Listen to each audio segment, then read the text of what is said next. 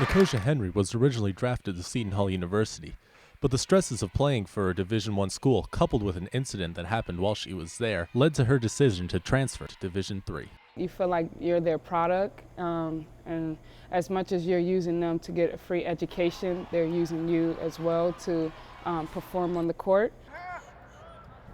Junior attacker Brett Mangan committed early to Wagner College in New York, where the hectic and demanding schedule of being a D1 athlete took its toll on the young athlete. I thought Division I was going to be what I wanted. It was more of a job. Didn't really have any life outside of lacrosse. Between the lifting at 6 in the morning, to practice after, to study hall right after that, practices again at night, you kind of had no time to do anything that you wanted to do. Women's lacrosse player Tierney Conlon committed to Duquesne University before her junior year of high school, but after making the transition to Division I athletics, the intense pressure of playing at that level almost made her quit the sport she grew up loving. It was honestly really stressful. I only was there for fall ball, and even just going to practice, I was always nervous and I was just always stressed out. It was really mentally taxing. Despite Division III being classified as a step down in the NCAA, these student athletes found no differences in the athleticism of games. The level of competitiveness is honestly the same here as it is Division I, which is what I wanted. I wanted to play at a competitive level.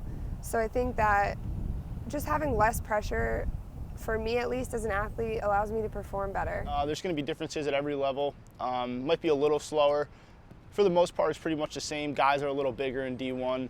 Yeah, I'd just say the size is probably the biggest difference. Your average 6 foot for Division III is considered your senior, but your average 6 foot in Division I is considered, your wing or your guard. The biggest reason the student athletes gave for leaving Division I was their highly scheduled time at school, making being an athlete feel more like a job than anything.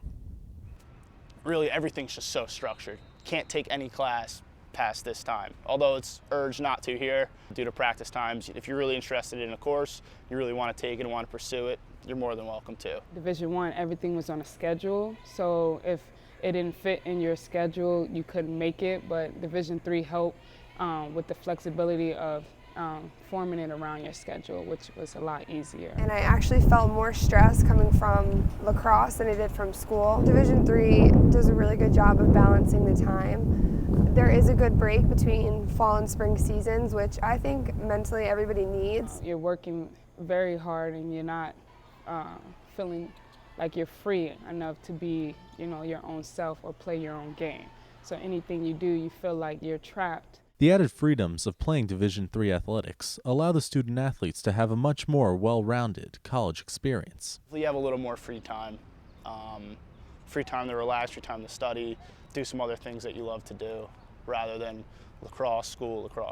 It's less stressful, it's more fun, still competing, and it's just a better fit for me. I actually felt more like a student athlete here, rather than I did at Division I.